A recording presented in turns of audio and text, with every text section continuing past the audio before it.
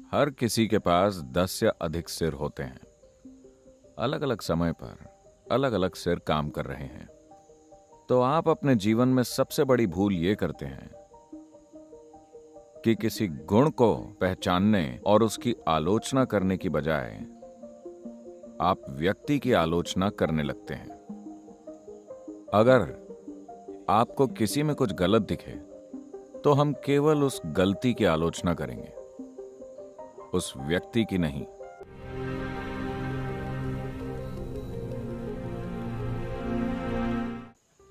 राम, उनके जीवन में अनेक दुर्भाग्यपूर्ण घटनाएं हुई। वो एक राजा हैं। किसी कारण से वो अपना राज्य गंवा देते हैं, या वो उसे त्याग देते हैं, या जैसा भी हुआ हो, या धोखा देकर उन्हें निकाल दिया गया, या वो इतने शालीन हैं कि उन्होंने विरोध नहीं किया और वो जंगल में जाकर रहते हैं। इसके बाद रावण उनकी पत्नी का अपहरण कर लेता है और फिर वो श्रीलंका जाकर युद्ध छेड़ देते हैं। युद्ध में रावण को हराते हैं, उसे मार डालते हैं। जैसा कि आप सब जानते हैं, रावण के 10 सिर थे। आप एक सिर से परेशान हैं। युद्ध में जीत हुई और वो अयोध्या वापस आ रहे हैं। तो अयोध्या राम तय करते हैं, वो कहते हैं, मैं वापस राज्य में नहीं जाना चाहता। मैं हिमालय में जाकर अगस्त्य मुनि की गुफा में कुछ समय बिताना चाहता हूं। in the cave of Agastya Muni, because ताकि अपने हाथों हुए पाप का प्रायश्चित कर सकूं।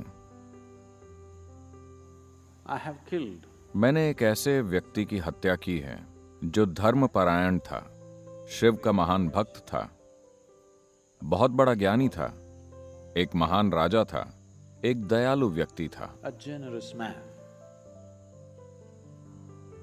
बाकी लोग हैरान रह गए। लक्ष्मण, उनके छोटे भाई, बोले, आप क्या बात कर रहे हैं? रावण ने आपकी पत्नी का अपहरण किया था। So Rama said, राम ने कहा, see, वो दूसरे 9 सिरों का काम था। उसके इन 9 सिरों में लालच, जलन,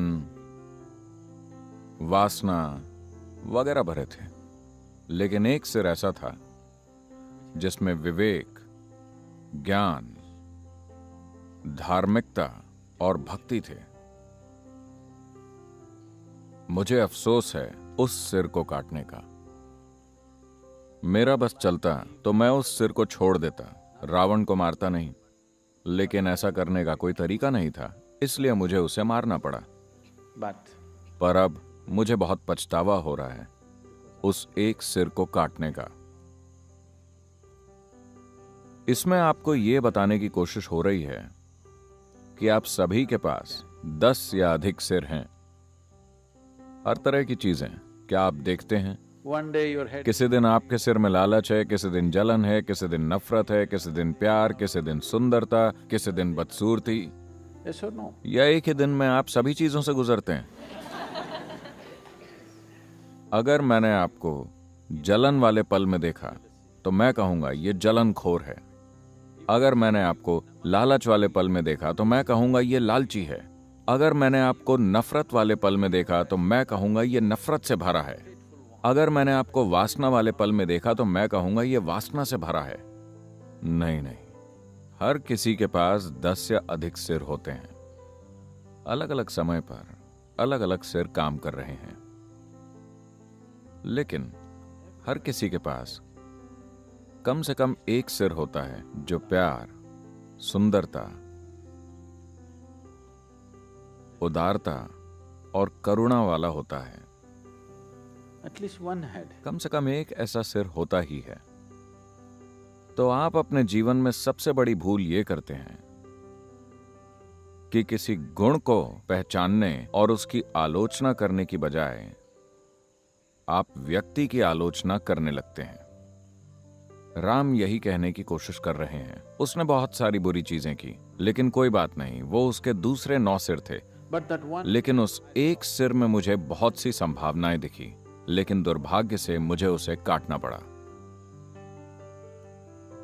मैं चाहता हूं कि आप सभी इस बुनियादी नियम का पालन करें, आश्रम में या आप चाहें जहां कहीं भी हो। अगर आपको किसी में कुछ गलत दिखे तो हम केवल उस गलती की आलोचना करेंगे, उस व्यक्ति की नहीं। जब आप दूसरों के साथ ऐसा करेंगे तो आपके साथ भी ऐसा ही होगा। यह तय करने की कोई जरूरत नहीं है कि मैं ऐसा हूं, मैं वैसा हूं, या मैं तो ऐसा ही हूं। हाँ, कुछ पलों में आप वैसे रहे हैं, कुछ पलों में आप एक भयानक प्राणी रहे हैं, कुछ पलों में आप बहुत सुंदर रहे हैं, कुछ पलों में आप बदसूरत रहे हैं, कुछ पलों में आप कमाल के रहे हैं। अगर आप संभावना को मजबूत नहीं बनाते और उसे दूर नहीं करते जो आपकी संभावना में बाधा डालता है, तो आप आध्यात्मिक साधक नहीं हैं। वो अच्छी नहीं है, वो अच्छी नहीं है, वो अच्छा नहीं है, वो अच्छा नहीं है, वो अच्छा नहीं है, वो ठीक नहीं है। और यहां कुछ लोग हैं जिनसे आपका परिचय अभी नहीं हुआ है, वो सभी सुंदर हैं। you know.